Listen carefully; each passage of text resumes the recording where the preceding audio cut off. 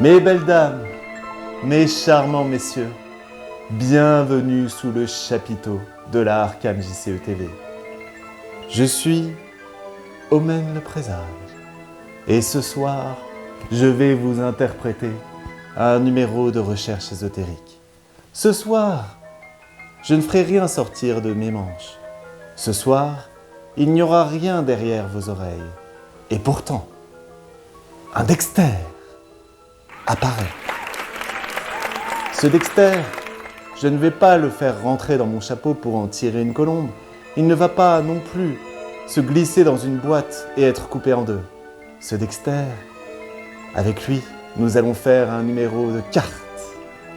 Les fatalités vont apparaître et disparaître. Nous prédirons le futur imminent et notre corps deviendra une extension de notre âme. Mais ce soir, nous allons aussi explorer des cartes insoupçonnées, des cartes inenvisagées. Et nous finirons par un traditionnel numéro de claquettes et de maracas. À présent, êtes-vous prêts à voir de la magie? De la vraie magie? Salut à tous! Avant de vous parler de Dexter, je voulais avoir un petit mot pour les animateurs du Discord francophone, Pilunt et Psycho. Le Discord francophone de Horror Arkham, c'est un Discord dédié dans lequel vous trouverez une communauté qui saura répondre à vos questions sur le deck building, à vos questions sur les règles. Il y a aussi un bot qui est très bien fait, qui permet d'appeler des cartes, d'appeler des points de règles, qui a été programmé par Akan, que je remercie aussi pour son travail. Et puis voilà, évidemment, les animateurs du Discord pour leur travail de structuration de la communauté et puis d'animation voilà, autour de ce média. Donc n'hésitez pas à vous inscrire sur le Discord. Alors le deuxième point dont je voulais parler, c'était par rapport au vote et par rapport à la parution des numéros de recherche ésotérique. Il se trouve que là, au regard des votes, moi j'étais parti pour préparer Lily, et puis j'ai eu pas mal de difficultés à structurer une vidéo satisfaisante en fait. Soit j'avais beaucoup de cartes évidentes, soit au contraire une vidéo où il n'y avait que des outsiders. Donc pour un numéro de recherche ésotérique sur Lily, on va attendre que la collection s'étoffe et de trouver des choses qui soient un petit peu plus pertinentes à vous livrer. Mais on n'abandonne pas Lily. Si vous avez des questions sur le deck building autour de Lily, y a le fameux Discord dont j'ai parlé en premier point. Et puis par ailleurs, on peut tout à fait faire un numéro d'instinct de survie autour de Lily Chen et présenter un deck construit. Là-dessus, voilà, moi j'exclus pas de me pencher sur la question. Enfin, le troisième point, et puis après je vous laisse tranquille et je vous parle de Dexter, c'est que je tiens à préciser qu'aucun costume de mariage n'a été maltraité durant le tournage de cette introduction de vidéo, et je fais un gros bisou à son propriétaire. Voilà, donc on va parler de Dexter.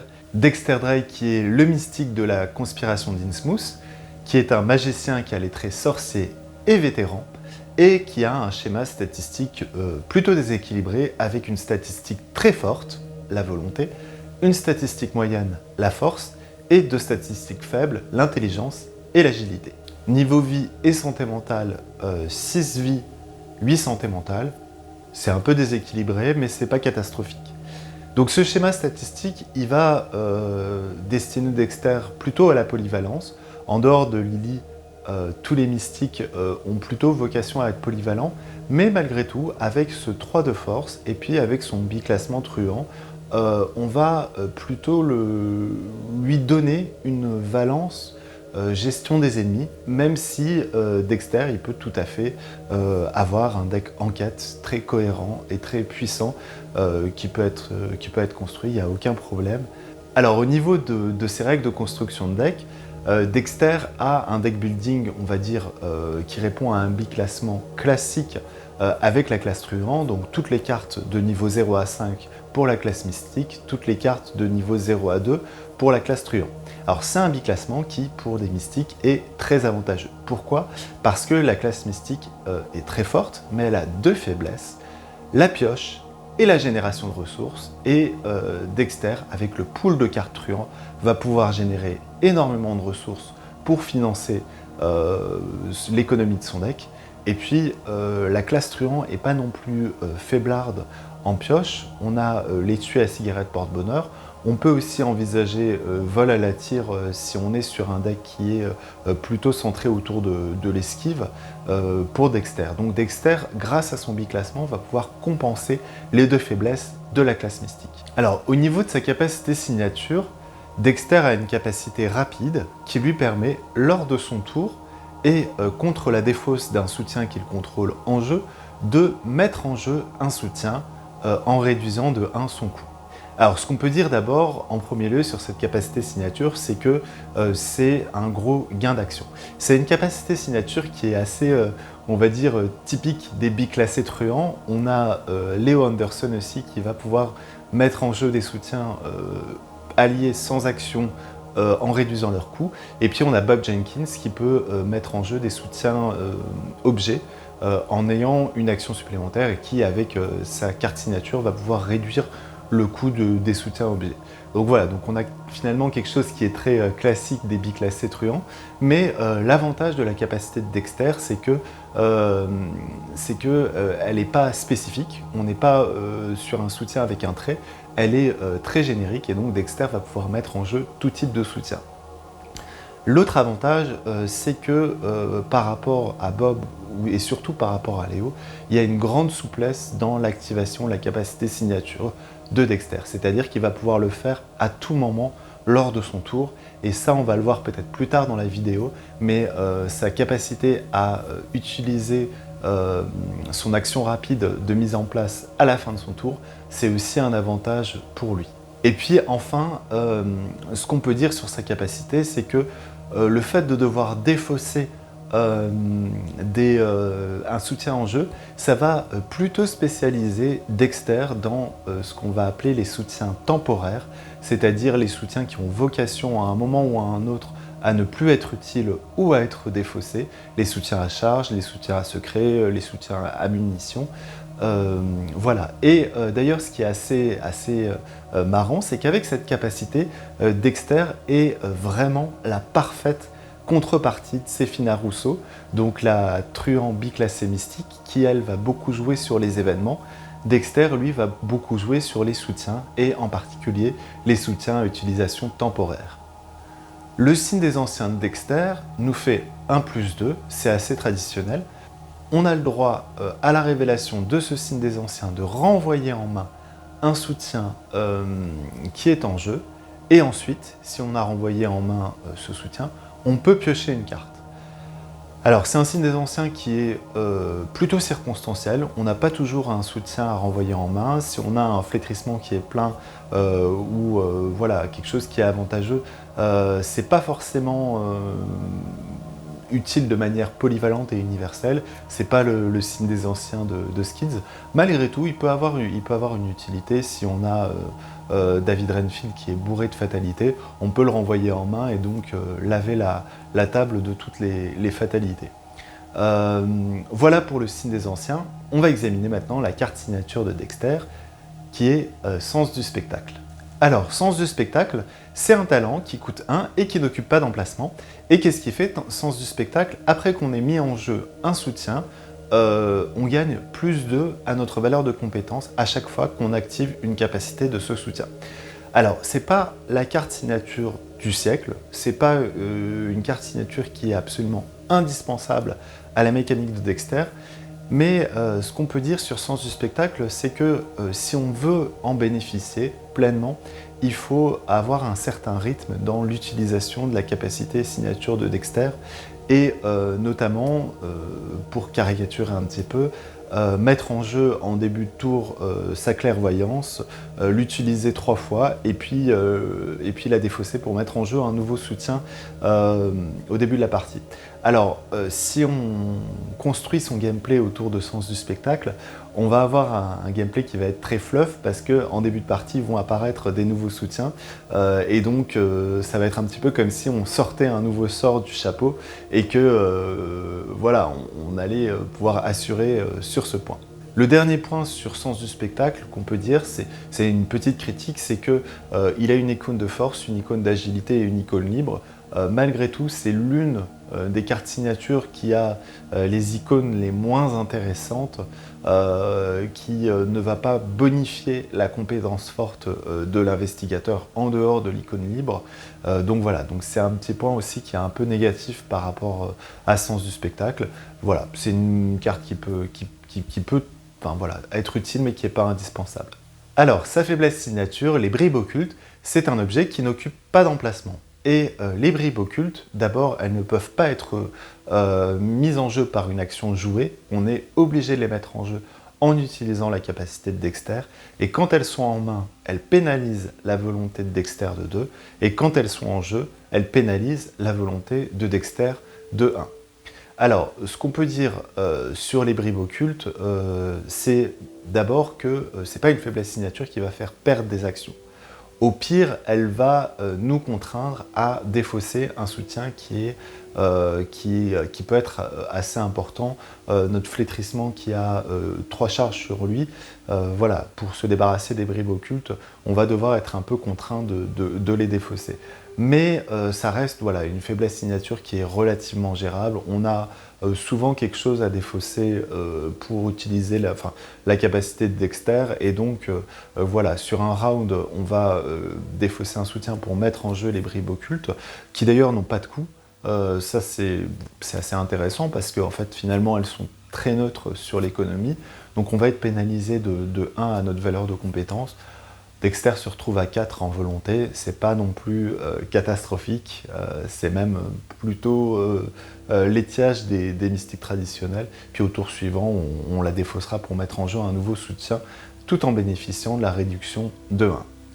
Voilà pour la présentation de Dexter. On va maintenant passer aux cartes qui vont bien. Et on va commencer par un premier pan de Dexter qui est très attaché à sa capacité signature, c'est sa capacité à maîtriser et à gérer des fatalités. Alors on identifie souvent Marie Lambeau comme étant l'investigatrice des soutiens à fatalité. Marie Lambeau, elle va avoir intérêt à avoir une petite fatalité en jeu pour gagner une action à chaque round, mais elle ne va pas avoir vraiment intérêt à bourrer les soutiens de fatalité, surtout qu'elle n'a pas non plus beaucoup de solutions pour se débarrasser de ces soutiens à fatalité. Dexter Drake, c'est très très simple. Il suffit qu'il utilise sa capacité signature sur les soutiens à fatalité pour pouvoir s'en débarrasser. Et puis, il peut tout à fait utiliser sa capacité signature à la fin de son tour, c'est-à-dire pendant son tour, avoir bourré un soutien de fatalité, et puis à la fin du tour, le faire disparaître pour mettre en jeu un nouveau soutien.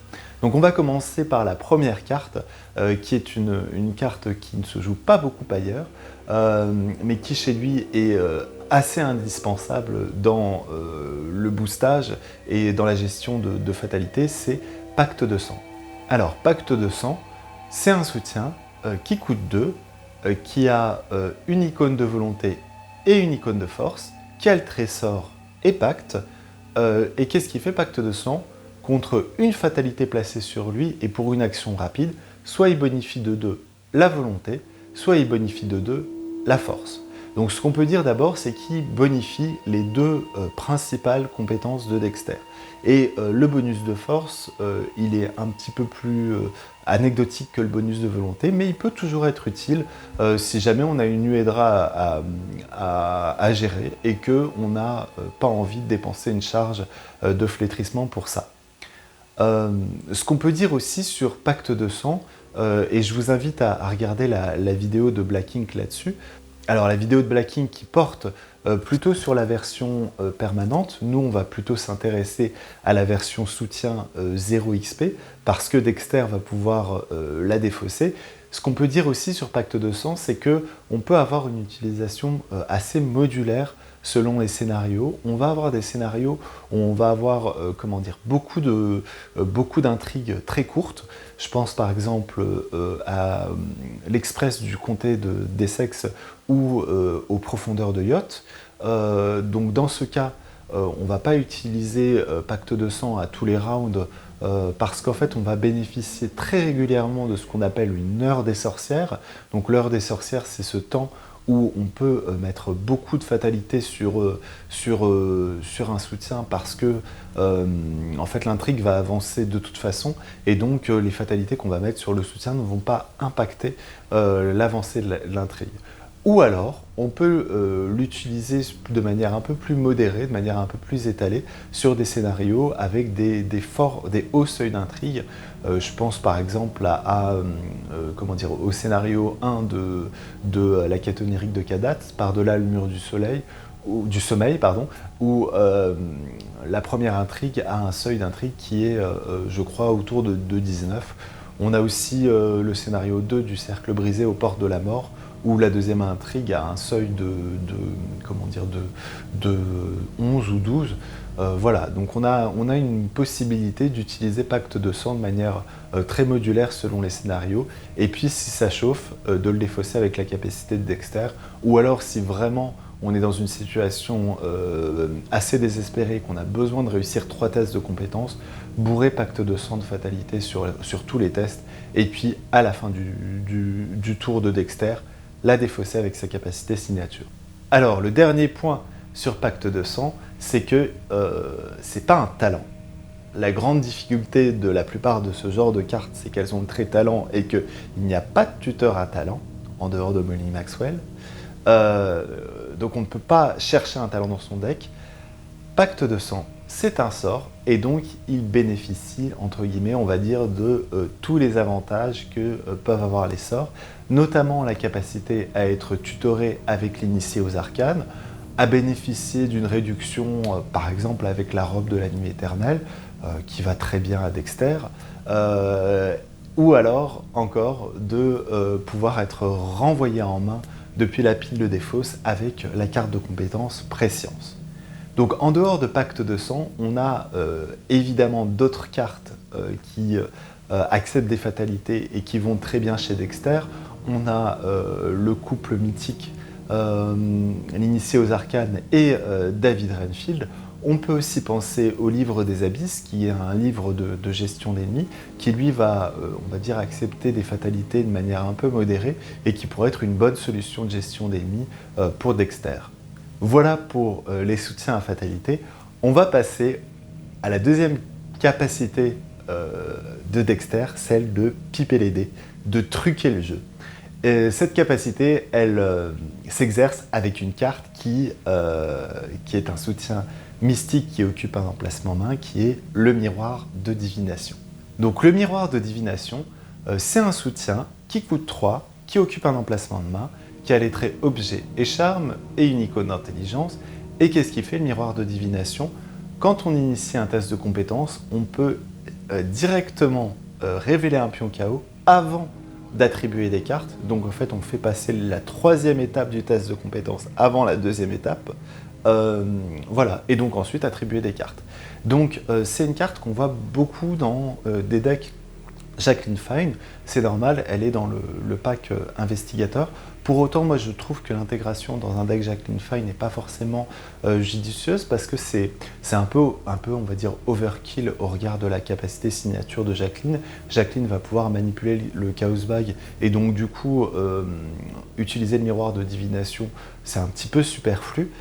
C'est une carte qui est assez chouette parce qu'elle permet d'assurer des tests de compétences parce qu'on va pouvoir ajuster sa valeur de compétence après avoir révélé le pion KO. Malgré tout, c'est une carte qui fait, on va dire, rarement le cut dans les decks parce que souvent on a toujours mieux à intégrer dans les decks mystiques. Alors pourquoi elle est intéressante chez Dexter? Alors d'abord, ce qu'on peut dire, c'est que c'est un soutien à utilisation temporaire, et donc Dexter va pouvoir rentabiliser son utilisation une fois que le miroir sera vide, il va pouvoir mettre en jeu un autre soutien. Et puis aussi, c'est intéressant chez Dexter parce que la classe truand a beaucoup de cartes qui s'activent en cas de réussite. Beaucoup d'effets qui s'activent en cas de réussite et en cas de réussite avec une différence de X ou Y. Donc pour Dexter, ça va être très intéressant parce qu'il va pouvoir en fait truquer les méga-tests qu'il va faire. Alors je ne vais pas citer toutes les cartes, mais on peut penser à regarder ça, qui est une carte de compétence qui permet de générer des ressources et qui a une icône de volonté, donc qui va être utile dans un deck Dexter Drake. On peut aussi penser à Gregory Gris, qui a un soutien qui permet de générer des ressources en cas de méga-test et qui constitue une bonne alternative à David Renfield, ou alors qui peut constituer dans un deck soutien de la pègre une redondance par rapport à David Renfield dans la gestion de ressources. Et puis bien sûr, on va penser à Prescience. Prescience, c'est une carte de compétence qui est apparue aussi avec le pack Jacqueline Fine. Donc Prescience, qu'est-ce qu'il fait?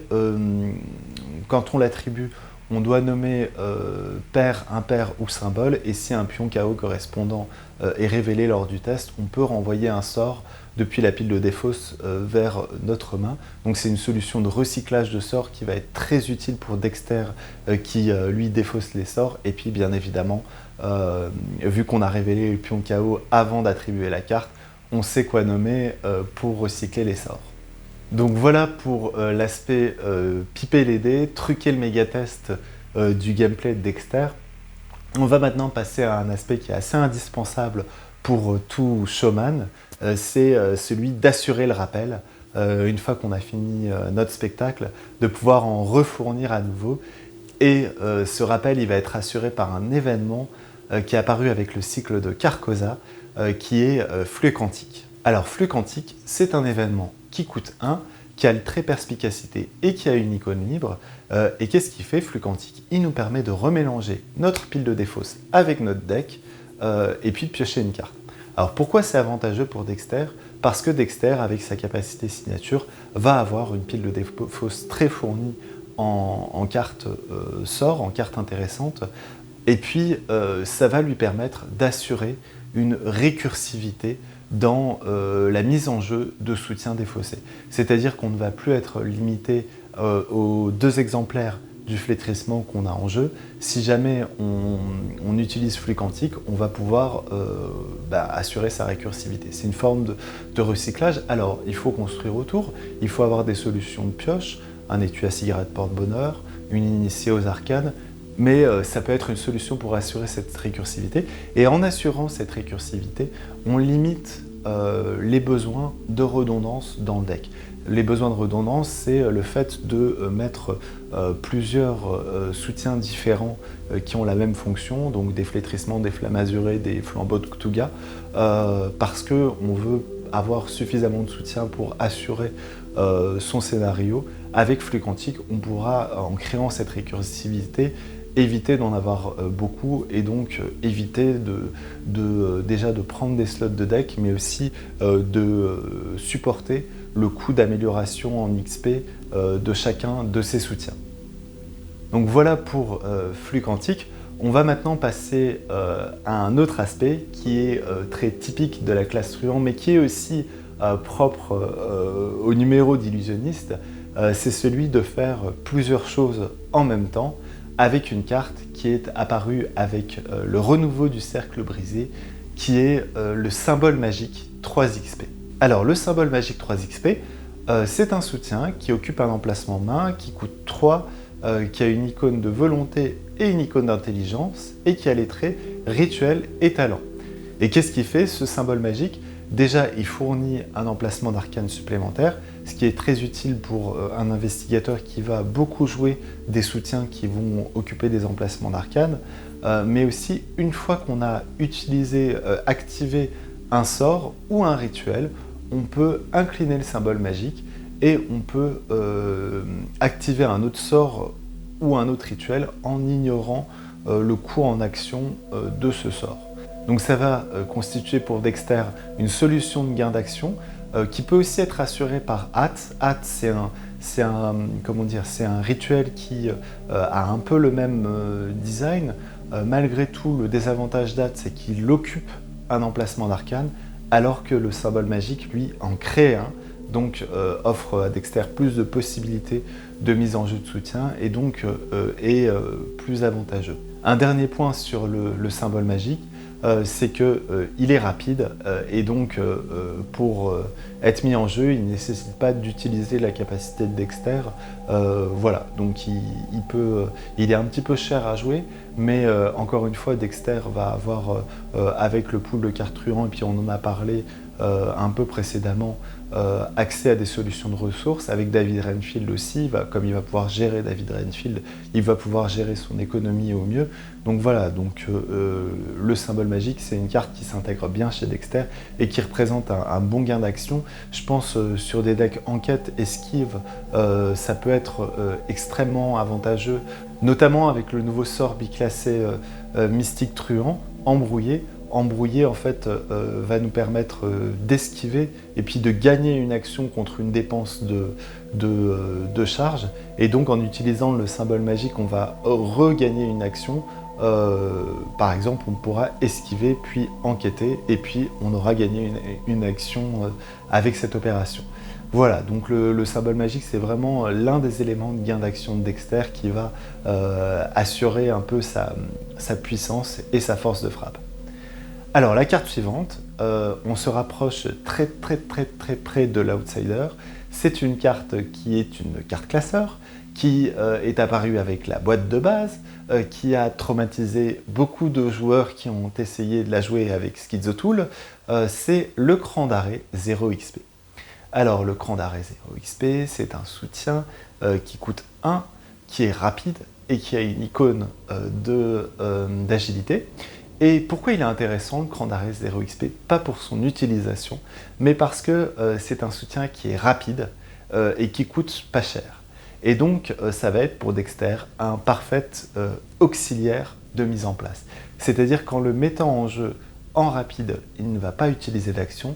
En revanche, il pourra ensuite utiliser sa capacité signature dessus pour le défausser et puis mettre en jeu un autre soutien en amortissant le coût du cran d'arrêt. Donc c'est une manière en fait de rendre rapide un soutien qui ne l'est pas, le cran d'arrêt. Donc c'est assez intéressant cette utilisation détournée de cran d'arrêt. Puis on va voir un petit peu plus tard dans l'examen de l'outsider qu'il y a un autre auxiliaire de mise en place qui lui est plus intéressant, qui est plus jouable et qui est plus intégrable chez Dexter.